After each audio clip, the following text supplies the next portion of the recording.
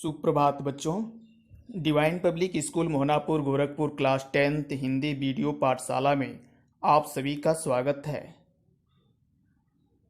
आज के इस वीडियो पाठशाला में हम लोग इस वीडियो के माध्यम से कक्षा 10वीं हिंदी व्याकरण में रचना के आधार पर वाक्य भेद को पढ़ेंगे। इस पाठ में सबसे पहले हम यह जानेंगे कि वाक्य क्या होता है या कैसे बनता है, इसकी क्या विशेषता होती है। वाक्य के अंग कौन कौन से हैं, उसके बाद हम रचना के आधार पर वाक्य के भेदों व प्रभेदों के बारे में पढ़ेंगे तथा वाक्य रचनांतरण रूपांतरण के बारे में जानेंगे, समझेंगे।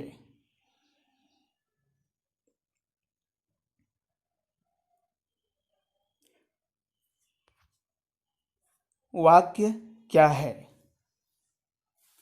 मन के भावों तथा विचारों का आदान प्रदान करने के लिए हम वाक्यों का सहारा लेते हैं। वाक्य को भाषा की प्रधान तथा सार्थक इकाई माना जाता है। यानी वाक्य भाषा की मुख्य इकाई है। वाक्य विभिन्न शब्दों या पदों के मेल से बनता है। हर शब्द का अलग अलग अर्थ भी होता है। वाक्य छोटा हो या बड़ा, किसी न किसी विचार या भाव को पूर्णतः व्यक्त करने की क्षमता रखता है। वाक्य की परिभाषा।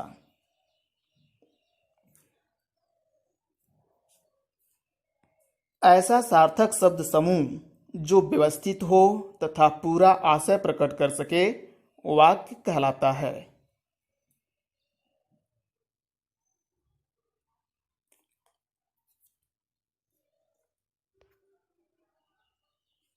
अब हम पढ़ेंगे वाक्य के अंग के बारे में। वाक्य के दो अंग होते हैं, उद्देश्य और विधेय।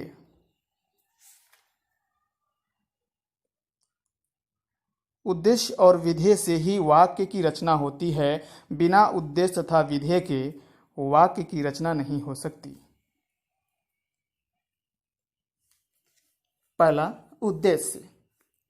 वाक्य में जिसके विषय में कुछ कहा जाए उसे उद्देश्य कहते हैं। उद्देश्य को कर्ता भी कहा जाता है।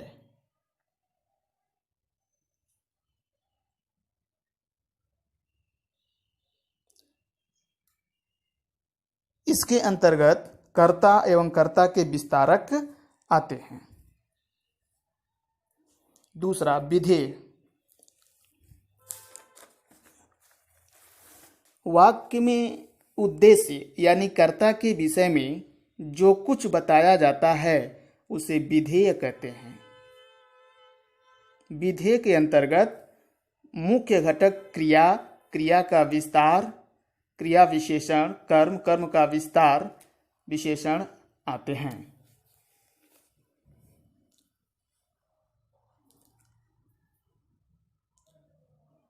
उद्देश्य तथा विधेय को हम इन उदाहरणों के द्वारा समझते हैं।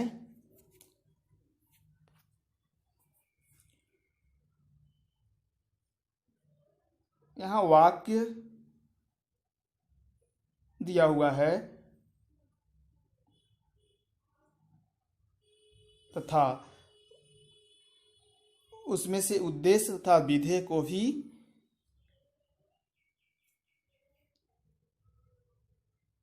दिया गया है।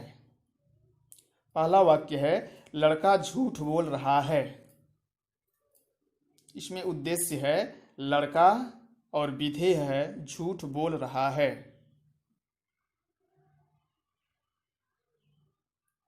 यहाँ लड़के के बारे में यह बताया जा रहा है कि वह झूठ बोल रहा है।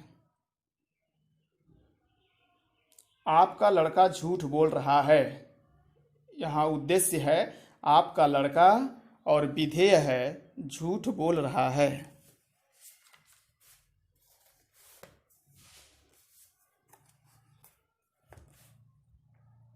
तीसरा वाक्य है चोरी करने वाला लड़का अपने घर गया।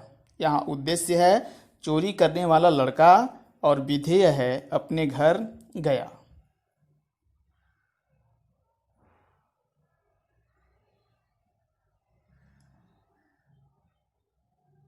यहाँ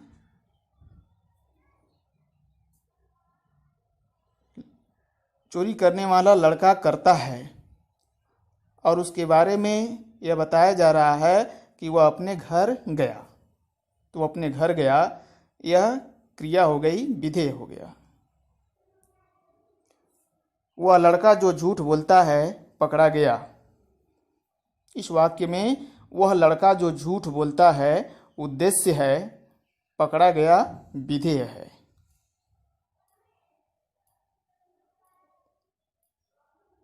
क्योंकि यहाँ लड़के के बारे में बताया जा रहा है कि वह पकड़ा गया।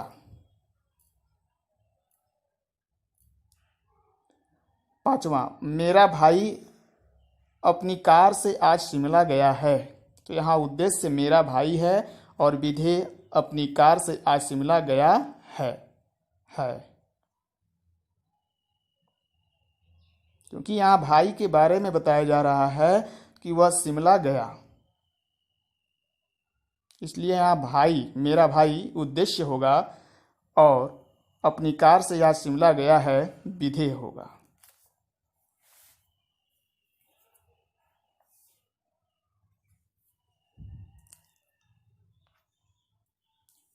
वाक्य की प्रमुख विशेषताएं।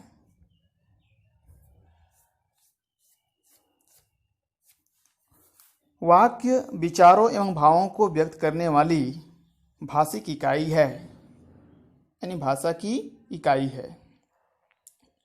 वाक्य की रचना विभिन्न पदों एवं पदबंधों से होती है, यानी वाक्य विभिन्न शब्दों या पदों से मिलकर बनता है। वाक्य के दो प्रमुख घटक होते हैं, उद्देश्य तथा विधेय। वाक्य के दो अंग होते हैं, उद्देश्य तथा विधेय। बिना विधेय या क्रिया पदबंध के कोई भी वाक्य नहीं बनता।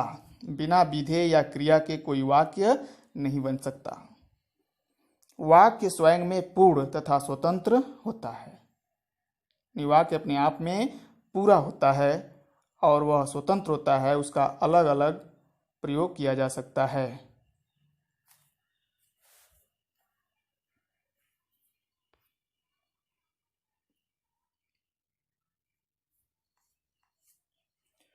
वाक्य के भेद। वाक्य के भेद के मुख्य रूप से दो आधार हैं। वाक्य के भेद के दो आधार हैं, पहला अर्थ की दृष्टि से, दूसरा रचना की दृष्टि से। पहले भेद को यानी अर्थ की दृष्टि से वाक्य के भेद को हमने पिछली कक्षा में पढ़ा है। यहाँ हम रचना की दृष्टि से वाक्य के भेद को पढ़ेंगे।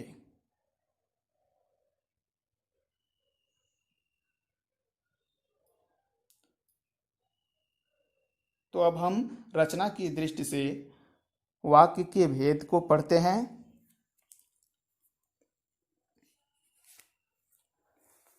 रचना के आधार पर वाक्य तीन प्रकार के होते हैं। पहला सरल या साधारण वाक्य, दूसरा संयुक्त वाक्य, तीसरा मिश्रित या मिश्र वाक्य।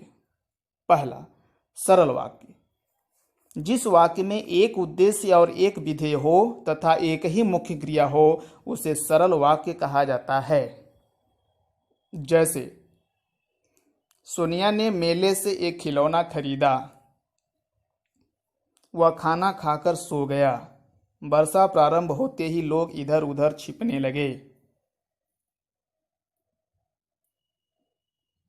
यानी सरल वाक्य में एक ही उद्देश्य और एक ही विधेय होता है और उसमें एक ही क्रिया होती है।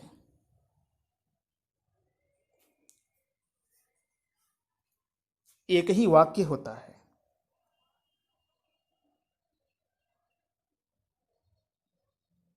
सोनिया ने मेले से एक खिलौना खरीदा वाक्य में एक ही उद्देश्य और एक ही विधेय है। यहाँ उद्देश्य सोनिया ने और विधेय है मेले से एक खिलौना खरीदा, इसलिए यह सरल वाक्य है और यह केवल एक ही वाक्य है। दूसरे उदाहरण में वह खाना खाकर सो गया।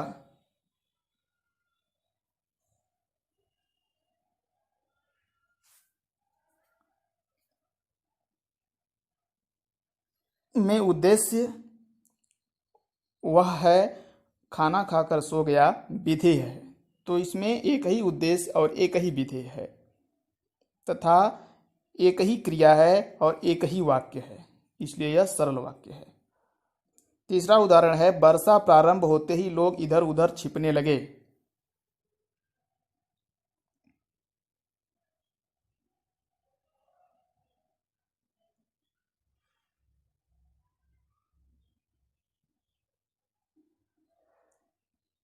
तो इसमें भी एक ही उद्देश्य और एक ही विधेय है और एक ही वाक्य है, इसलिए यह सरल वाक्य है।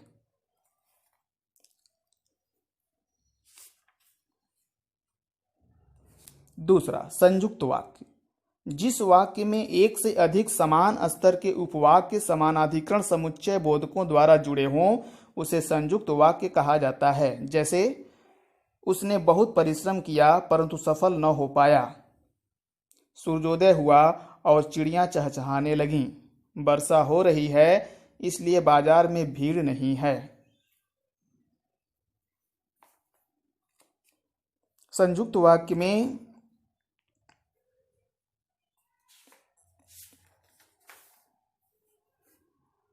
सभी उपवाक्य स्वतंत्र उपवाक्य होते हैं तथा प्रत्येक उपवाक्य का स्तर समान होता है। यह न कोई उपवाक्य किसी से बड़ा होता है और न कोई किसी से छोटा। स्वतंत्र उपवाक्य से तात्पर्य है कि इनका प्रयोग भाषा में अलग से स्वतंत्र रूप में हो सकता है।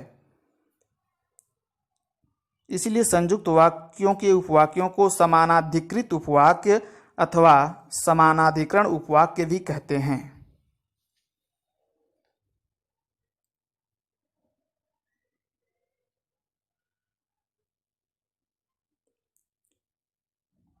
ऊपर के वाक्यों में दो दो उपवाक्य क्रमशः परंतु और तथा इसलिए समानाधिकरण समुच्चय बोधकों से जुड़े हैं, अतः ये तीनों संयुक्त वाक्य हैं।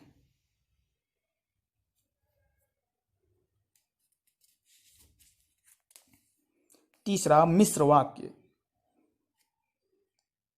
मिश्र वाक्य में भी एक से अधिक वाक्य होते हैं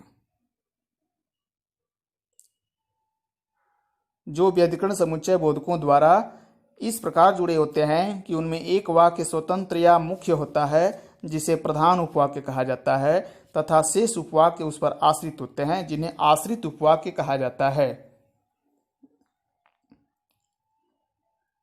यानी मिश्र वाक्य में एक प्रधान उपवाक्य होता है और दूसरा आश्रित उपवाक्य होता है। आश्रित उपवाक्य प्रधान उपवाक्य पर आश्रित होते हैं या निर्भर होते हैं। जैसे, आज वह खेलने नहीं आएगा क्योंकि उसकी तबीयत ठीक नहीं है। गांधी जी ने कहा कि सत्य ही ईश्वर का दूसरा रूप है। उस लड़के को बुलाओ जो उधर बैठा है। ऊपर के वाक्यों में दो दो उपवाक्य क्रमशः क्योंकि, की तथा जो व्यधिकरण समुच्चय बोधकों से जुड़े हैं, इसलिए ये तीनों मिश्र वाक्य हैं। तो मिश्र वाक्य में एक से अधिक वाक्य होते हैं। इसमें एक प्रधान उपवाक्य होता है और अन्य आश्रित उपवाक्य होते हैं। आश्रित उपवाक्य समानाधिकरण समुच्चय बोधक अव्ययों से जुड़े होते हैं। उनके पहले व्यधिकरण समुच्चय बोधक अव्यय जुड़े होते हैं। जैसे कि इन उदाहरणों में क्योंकि, की तथा जो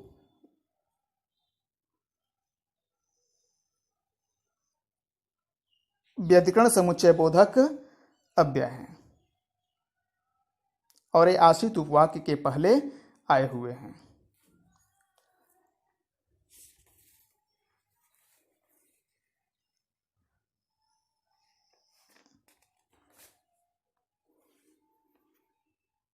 संयुक्त वाक्य और मिश्र वाक्य में अंतर।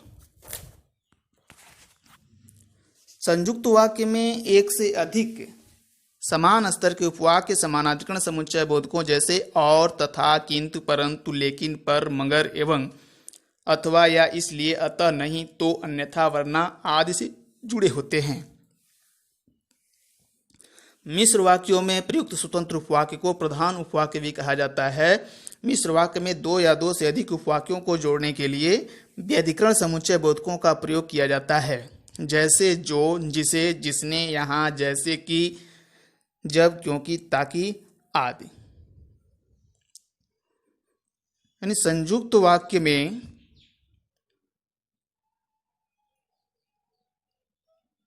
दो समान स्तर के उपवाक्य समानाधिकरण समुच्चय बोधकों से जुड़े होते हैं।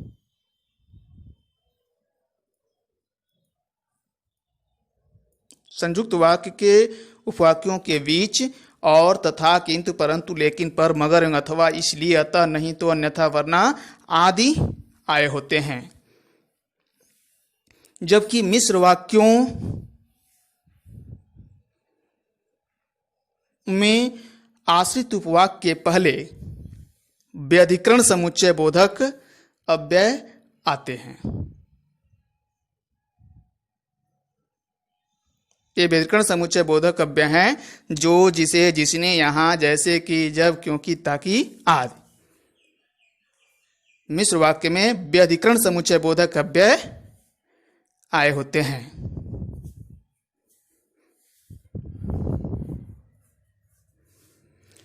मिश्र वाक्य में आश्रित उपवाक्य वाक्य प्रारंभ में, मध्य में या अंत में कहीं भी आ सकते हैं। जैसे, जो लड़का यहां आया था उसी ने कल पुरस्कार प्राप्त किया था। इस वाक्य में आश्रित उपवाक्य लड़का यहां आया था है। इसके पहले जो आया हुआ है जो व्यधिकरण समुच्चय बोधक अव्यय है। तो यह वाक्य के पहले आ गया। दूसरा वाक्य, वह लड़का जिसने कल पुरस्कार प्राप्त किया था यहां आया था। जिसने कल पुरस्कार प्राप्त किया था यह आश्रित उपवाक्य है जो वाक्य के बीच में आया हुआ है और इसके पहले जिसने लगा हुआ है। तीसरा वाक्य है, वह लड़का यहां आया था जिसने कल पुरस्कार प्राप्त किया था। इसमें आश्रित उपवाक्य है जिसने कल पुरस्कार प्राप्त किया था, जो वाक्य के अंत में आया है। तो इस प्रकार से आश्रित उपवाक्य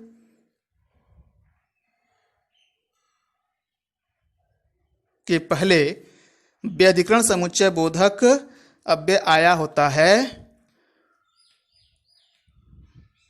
और वह वाक्य के प्रारंभ में, वाक्य के मध्य में या वाक्य के अंत में भी आ सकता है।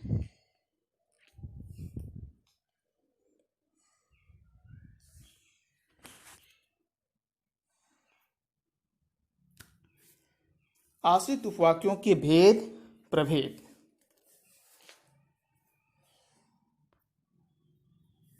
मिश्र वाक्यों में तीन तरह के आश्रित उपवाक्य आ सकते हैं। यानी आश्रित उपवाक्य तीन प्रकार के होते हैं: संज्ञा उपवाक्य, विशेषण उपवाक्य, क्रिया विशेषण उपवाक्य। यहाँ हम एक एक उपवाक्यों के बारे में पढ़ेंगे और जानकारी प्राप्त करेंगे।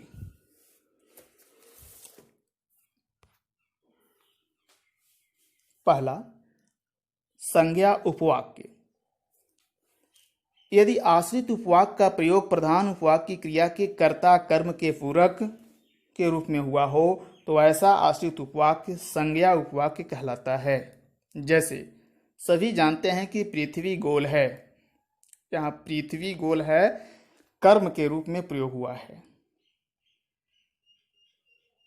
लगता है कि वह बीमार है, वह बीमार है कर्ता के स्थान पर प्रयोग हुआ है।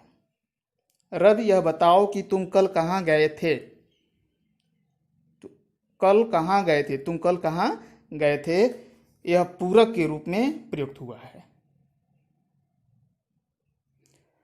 तो संज्ञा उपवाक्य प्रायः की समुच्चय बोधक से जुड़े होते हैं, यानी संज्ञा उपवाक्य के पहले की समुच्चय बोधक आता है तथा वाक्य में संज्ञा का कार्य करते हैं या संज्ञा पदबंध के स्थान पर प्रयोग होते हैं। जब संज्ञा उपवाक्य वाक्य प्रारंभ में आता है तो की आवश्यकता नहीं रहती है। जैसे वह अवश्य आएगा, मैं जानता था, तुम रमेश के छोटे भाई हो, मुझे पता है। वह अवश्य आएगा, तुम रमेश के छोटे भाई हो, ये आश्रित उपवाक्य हैं और संज्ञा उपवाक्य हैं। ये वाक्य के प्रारंभ में आए हैं। वाक्य प्रारंभ में आने के कारण इनके पहले की समुच्चय बोधक का प्रयोग नहीं हुआ है। तो जब संज्ञा उपवाक्य वाक्य के प्रारंभ में आ जाता है, पहले आ जाता है, तो उसके पहले की नहीं लगता है।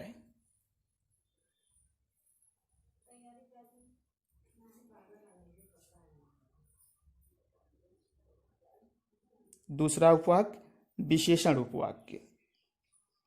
जो उपवाक्य प्रधान उपवाक्य के किसी संज्ञा, सर्वनाम, पद, पदबंध की विशेषता प्रकट करे उसे विशेषण उपवाक्य कहते हैं। जैसे जो विद्यार्थी परिश्रमी होता है वह कभी असफल नहीं होता। वह लड़का जो कल दौड़ में प्रथम आया था कहाँ चला गया। उस लड़के को बुलाओ जिसने नीली कमीज पहनी है। मैंने एक व्यक्ति को देखा जो बहुत दुबला पतला था। ऊपर के वाक्यों में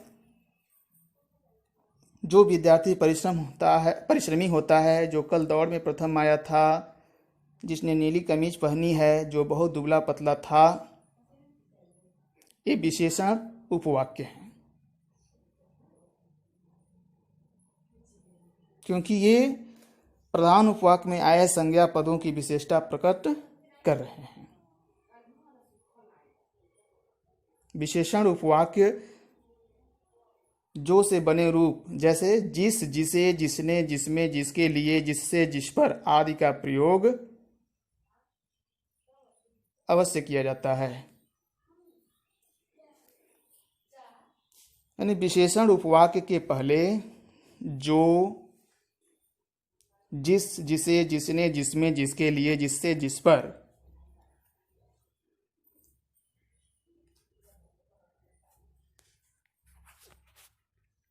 आदि का प्रयोग होता है।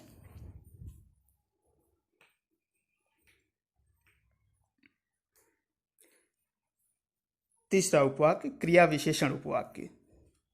जो उपवाक्य क्रिया विशेषण शब्दों की तरह क्रिया की विशेषता बताने का काम करते हैं वे क्रिया विशेषण उपवाक्य कहलाते हैं। यानी क्रिया विशेषण उपवाक्य प्रधान उपवाक्य की क्रिया की विशेषता बताते हैं। जैसे जब राम आया मैं सो रहा था। जैसा मुकेश गाते थे वैसा कोई नहीं गा सकता। यह वही विद्यालय है जहां मैं पहले पढ़ता था। जब राम आया मैं सो रहा था। यहाँ समय का बोध हो रहा है, समय का पता चल रहा है। जब राम आया क्रिया विशेषण उपवाक्य है। इसके पहले जब आया हुआ है जो समय का बोध करा रहा है।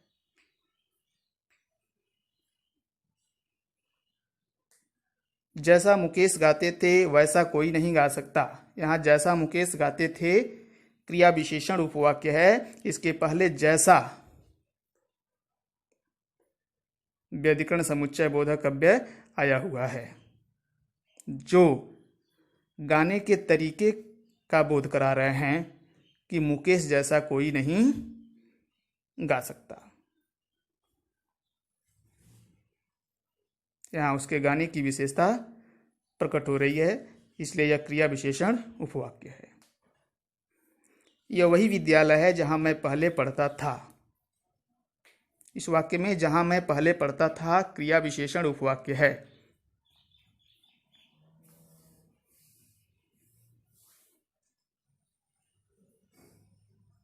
यहाँ पहले पढ़ने की विशेषता प्रकट हो रही है।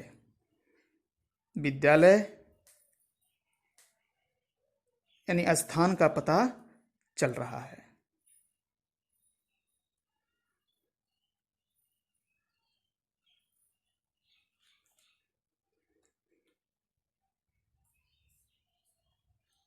तो इस प्रकार से क्रिया विशेषण उपवाक्य प्रधान उपवाक्य की क्रिया की विशेषता बताते हैं और वे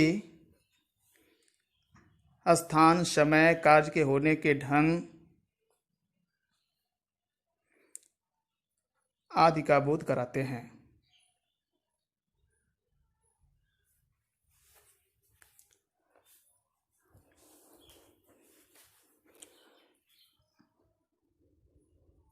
बच्चों, आज के लिए बस इतना ही।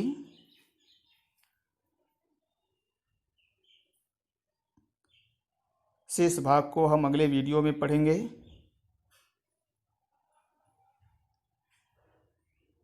तब तक के लिए आपसे विदा लेते हैं।